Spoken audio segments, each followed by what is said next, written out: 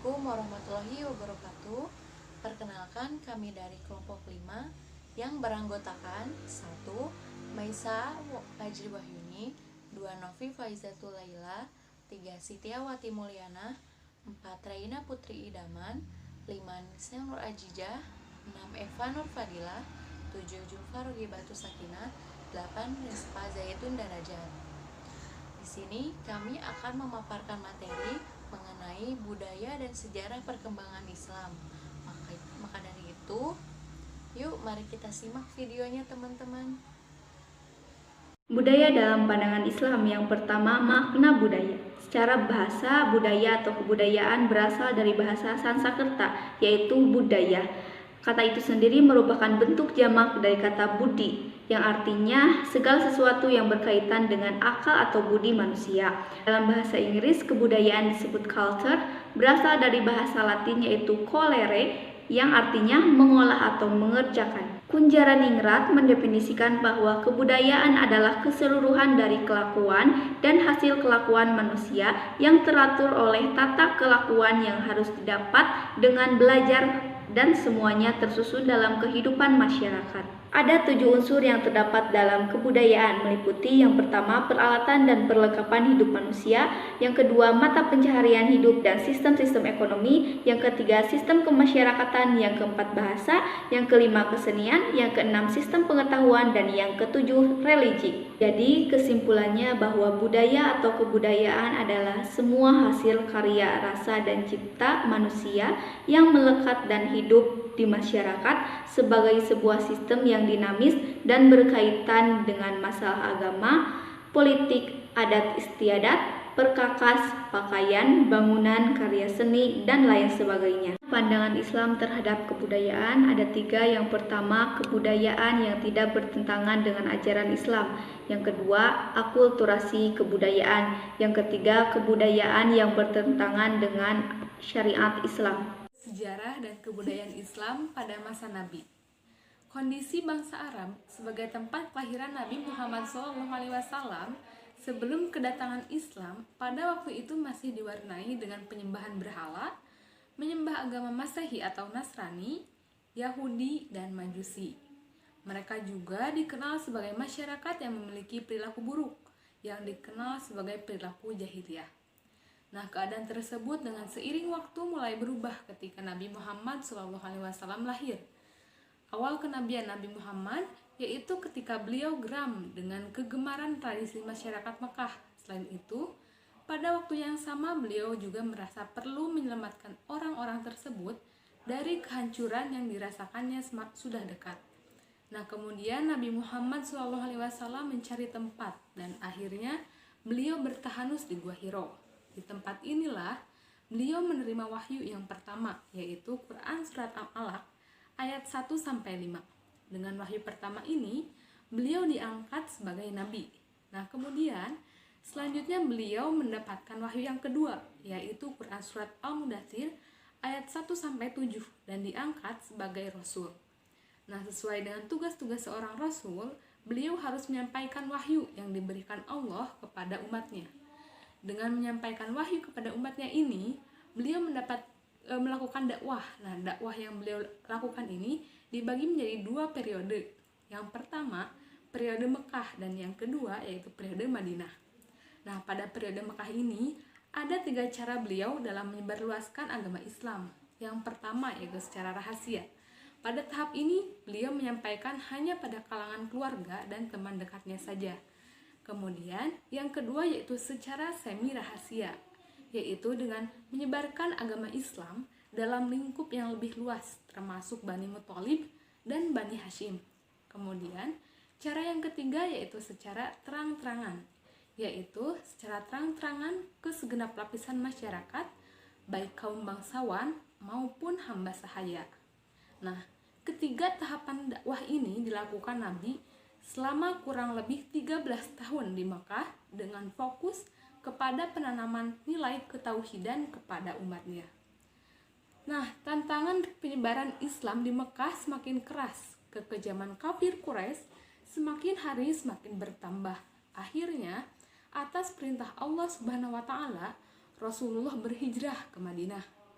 Dasar-dasar yang Nabi Shallallahu Alaihi Wasallam letakkan di Madinah yaitu pertama, mendirikan masjid, yang kedua, mempersaudarakan antara kaum Ansor dan kaum Muhajirin, yang ketiga yaitu perjanjian saling membantu antara sesama, yang keempat yaitu meletakkan dasar politik, ekonomi, dan sosial masa Khulafaur Rasyidin. Nah, Khulafaur Rasyidin ini adalah kekhalifahan Islam yang berdiri setelah meninggalnya Nabi Muhammad SAW. Setelah Rasulullah wafat, pemerintahan Islam ini dilanjutkan oleh Abu Bakar Asy-Syiddiq yang dimulai pada 11-13 Hijriah atau selama 2 tahun 3 bulan dan 11 hari. Nah, sistem politik Islam pada masa Abu Bakar ini bersifat sentral.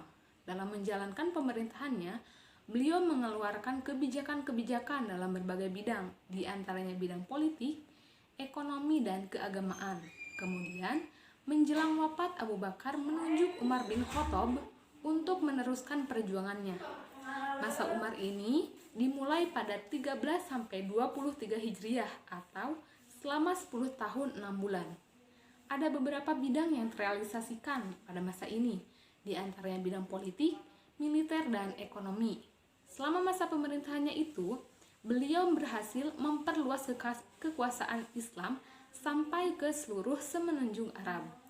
Nah, setelah Umar bin Khattab wafat, suara mayoritas mendukung Utsman bin Affan untuk meneruskan kepemimpinan Islam.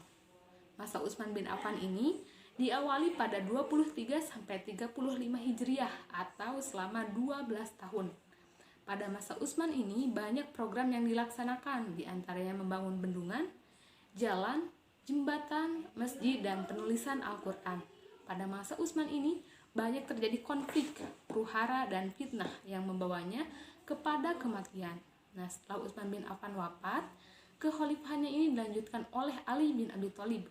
Kekhalifahan ini dimulai pada 35-40 Hijriah atau selama 60 tahun. Pada masa kekhalifahannya ini selalu tidak stabil, banyak konflik, huru-hara, dan pemberontakan. Tetapi meskipun begitu, banyak hal yang dapat diraih, di antaranya memajukan dalam bidang ilmu bahasa, membenahi keuangan negara atau baitul mal, mengganti pejabat yang kurang konsisten, dan dapat membangun pembangunan khususnya pembangunan kota Kufah. Masa Bani Umayyah. Sejarah mencatat bahwa kekhalifahan Bani Umayyah diperoleh melalui kekerasan, diplomasi, dan tipu daya, tidak melalui pemilihan secara demokratis berdasarkan suara terbanyak. Bani Umayyah didirikan oleh Muawiyah bin Abu Sufyan. Dinasti Umayyah berkuasa dari 41 Hijriah 661 Masehi sampai 132 Hijriah 750 Masehi. Khalifah dinasti Umayyah berjumlah 14 orang, terdiri dari 2 keluarga, yaitu 3 orang keluarga Harb dan 11 orang dari keluarga Abi Al-As. Ia berhasil menciptakan keamanan dalam negeri dan kemakmuran. Khalifah Bani Umayyah banyak diisi dengan program-program mendasar, besar, strategis, dan banyak melahirkan golongan dan aliran-aliran dalam ajaran Islam. Pada masa Umayyah juga terjadi perkembangan yang sangat pesat dalam ilmu agama, ilmu umum, kebudayaan, dan peradaban. Selain perluasan wilayah, Khalifah Umayyah juga memberikan perhatian dan dorongan yang kuat terhadap dunia pendidikan. Bentuk perhatian dan dorongan terhadap pendidikan diwujudkan dalam bentuk penyediaan sarana dan prasarana. Pada waktu itu ada salah satu kota kecil yaitu kota Marbad. Kota ini dijadikan sebagai pusat kegiatan ilmu pengetahuan dan kebudayaan yang berada di Damaskus. Disinilah berkumpul para penjaga filsuf, ulama, penyair, dan cendekiawan. Sehingga kota ini diberikan gelar Ukaznya Islam. Budaya intelektual pada masa dinasti Umayyah menghasilkan banyak ilmu pengetahuan yang saat itu berkembang, di antaranya bahasa Arab, ilmu qiraat, ilmu tafsir, ilmu hadis, ilmu nahwi, ilmu fikih, ilmu geografi dan sejarah, penerjemahan, pencetakan uang logam, sastra, dan seni. Dinasti Umayyah setelah wafatnya Umar bin Abdul Aziz berangsur melemah. Khalifah yang sesudahnya banyak dipengaruhi oleh pengaruh-pengaruh yang melemahkan dan akhirnya hancur. Dinasti Umayyah diruntuhkan oleh dinasti Bani Abbasiyah pada masa Khalifah Marwah bin Muhammad pada tahun 127 Hijriah 744 Masehi. Masa Bani Abbasiyah. Dinasti Abbasiyah didirikan pada tahun 132 Hijriah atau 750 Masehi. Dinasti ini terbentuk melalui proses perebutan kekuasaan dari Bani Umayyah dengan dasar pemikiran bahwa kekuasaan harus berasal dari keturunan yang berhubungan dengan Nabi Muhammad SAW. Maka Abu Abbas al-Sapah yang didukung oleh panglima yang gagah perkasa, Abu Muslim al-Khurasani serta berbagai kelompok pemberontak seperti kaum Syiah dan sebagainya. Adapun kemajuan ilmu pengetahuan dan lembaga pendidikan di masa dinasti Abbasiyah paling tidak ditentukan oleh dua hal, yaitu yang pertama, terjadinya asimilasi antara bangsa Arab dengan bangsa-bangsa lain yang lebih dahulu mengalami perkembangan dalam bidang ilmu pengetahuan. Yang kedua, gerakan penerjemahan berlangsung dalam 3 fase. Fase yang pertama yaitu masa Khalifah Al-Mansur hingga Harun al-Rasyid. Fase kedua, pada masa Al-Ma'mun hingga tahun 300 Hijriah, buku-buku dalam bidang filsafat dan kedokteran adalah yang paling banyak diterjemahkan. Fase ketiga, berlangsung setelah tahun 300 Hijriah, terutama setelah adanya pembuatan kertas. Selanjutnya, bidang-bidang ilmu lainnya yang diterjemahkan semakin meluas. Dengan demikian, dinasti Abbasiyah dengan pusatnya di Baghdad sangat maju sebagai pusat peradaban dan pusat ilmu pengetahuan. Berikut daftar beberapa kemajuan yang berhasil dicapai pada masa dinasti Abbasiyah. Yang pertama, bidang agama, yaitu ilmu fikih, ilmu tafsir, ilmu hadis, ilmu kalam, dan ilmu bahasa.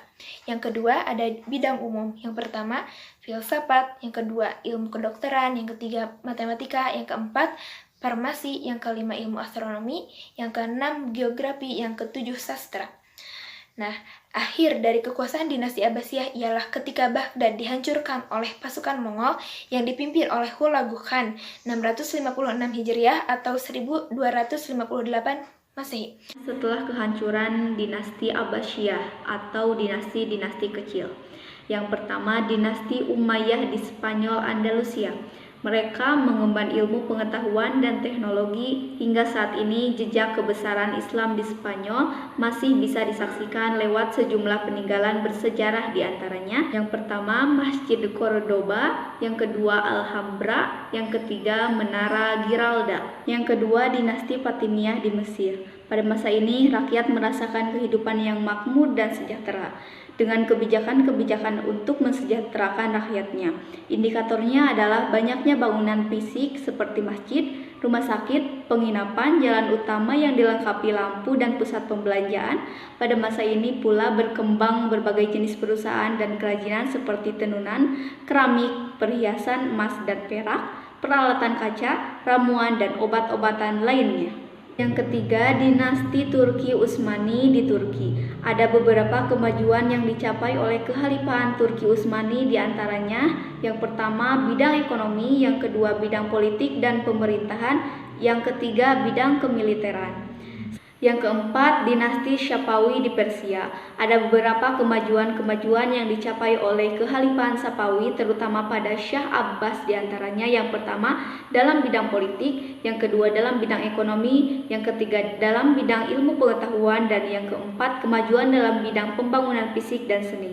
Yang terakhir ada dinasti Moghul di India. Ada beberapa kemajuan yang diraih oleh dinasti Moghul. Di antaranya yang pertama, bidang pemerintahan dan politik. Yang kedua, bidang ekonomi dan perdagangan. Yang ketiga, bidang pendidikan dan iptek. Dan yang terakhir, bidang seni dan budaya.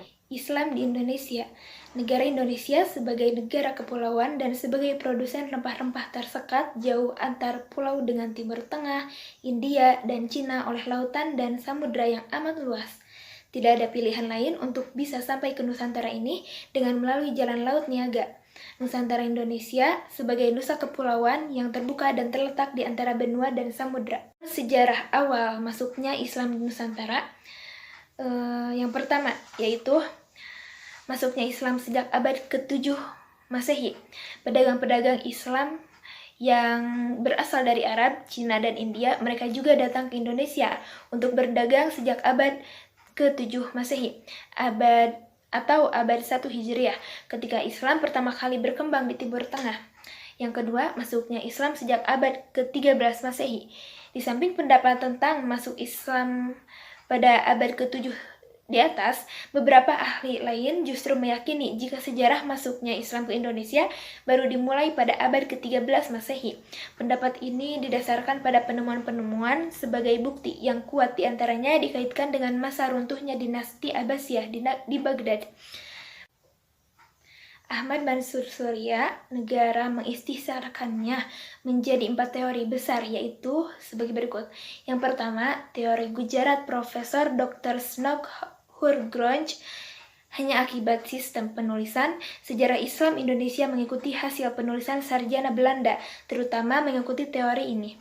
Maka diteorikan Islam masuk dari Gujarat. Yang kedua, teori Makkah Profesor Dr. Buya Hamka. Buya Hamka dalam seminar masuknya agama Islam ke Indonesia di Medan tahun 1963 lebih menggunakan fakta yang diangkat dari berita Cina dinasti Tang. Yang ketiga, teori Persia Profesor Dr. Husin Djajadiningrat. Profesor Dr. Abu Bakar Aceh mengikuti pandangan Djajadiningrat, Islam masuk dari Persia dan bermazhab Syiah. Pendapatnya didasarkan pada sistem baca atau sistem membaca huruf Al-Quran, terutama di Jawa Barat. Yang keempat, ada teori Cina Profesor Dr. Slamet Muljana. Profesor Dr. Slamet Muljana tahun 1968, Islamisasi Cina di Indonesia perlu mendapat perhatian khusus. Banyaknya unsur kebudayaan Cina dalam beberapa unsur kebudayaan di Indonesia perlu mempertimbangkan peran orang-orang Cina dalam Islamisasi di Nusantara.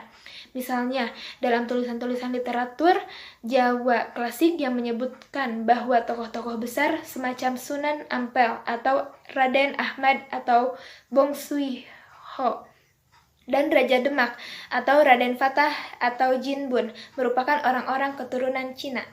Metode pembayaran Islam di Indonesia. Apabila kita perhatikan dan dirinci, ada 4 cara saluran Islamisasi di Indonesia. Yang pertama, saluran perdagangan. Saluran Islamisasi melalui perdagangan ini sangat menguntungkan karena para raja dan bangsawan turut serta dalam kegiatan perdagangan. Bahkan mereka menjadi pemilik kapal dan saham. Yang kedua, saluran perkawinan. Jalur perkawinan ini lebih menguntungkan apabila terjadi antara saudagar muslim dengan anak bangsawan atau anak raja dan anak adipati, karena anak-anak dari mereka itu kemudian turut mempercepat proses Islamisasi. Yang ketiga, saluran tasawuf. Pengajar tasawuf atau para sufi mengajarkan teosofi yang bercampur dengan ajaran yang sudah dikenal luas oleh masyarakat Indonesia. Yang keempat, saluran pendidikan. Dilakukan baik pesantren maupun pondok yang diselenggarakan oleh guru agama, kiai-kiai, dan ulama-ulama. Yang kelima, saluran kesenian.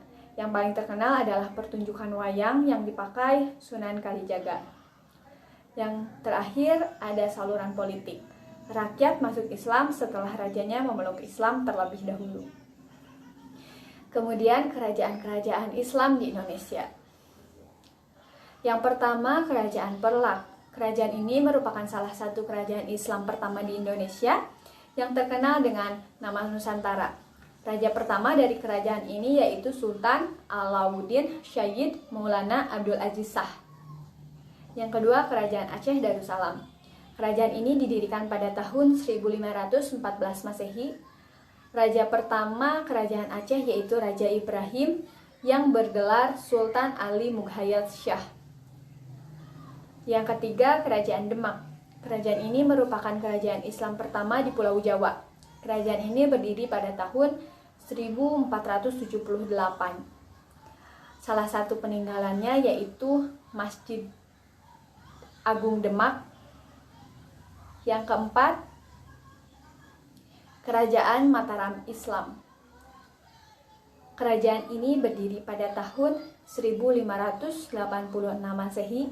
Kerajaan ini didirikan oleh Suto Wijoyo, saudara dari Pangeran Bangowo. Peninggalan Kerajaan Mataram Islam yaitu tahu soko, kue sipo, kerajinan perak, dan lain-lain. Yang kelima ada Kerajaan Cirebon. Kerajaan ini berdiri pada tahun 1522 Masehi. Didirikan oleh Sunan Gunung Jati. Peninggalan sejarah Islam Cirebon ini yaitu Masjid Jami Pangkucen Masjid Sang Cipto Roso, dan lain-lain. Yang keenam ada Kerajaan Banten, didirikan oleh Sultan Hasanuddin yang merupakan anak dari Sunan Gunung Jati. Salah satu peninggalan Kerajaan Islam Banten yaitu Istana Surosowan Banten. Yang terakhir ada Kerajaan Islam Banjar. Kerajaan ini berdiri tahun 1520 Masehi. Raja pertama dari Kerajaan Banjar adalah Raden Samudra yang mendapat gelar Sultan Suryanullah. Adapun peninggalan Kerajaan Islam Banjar yaitu Masjid Sultan Suryansyah. Sekian presentasi dari kelompok kami. Terima kasih atas perhatiannya. Jika dalam presentasi kami ada kekurangannya, silakan teman-teman bisa ditambahkan dengan referensi lain. Tapi jika kalian merasakan manfaat lebihnya, silakan untuk di-share ke teman-teman yang lainnya. Terima kasih. Wassalamualaikum warahmatullahi wabarakatuh.